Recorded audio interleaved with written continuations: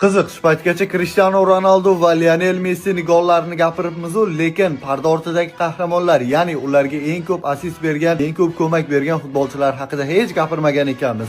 Keling, shu narsani men boshlab beraman va hozir sizlarga Ronaldo va Messiga faoliyati davomida eng ko'p assist bergan top 3 ta futbolchilarni ko'rib chiqamiz va evaziga siz kanalimga obuna bo'lib qo'yasiz. Bu futbolga oid eng yaxshi sahifalardan biri. Unda boshladik.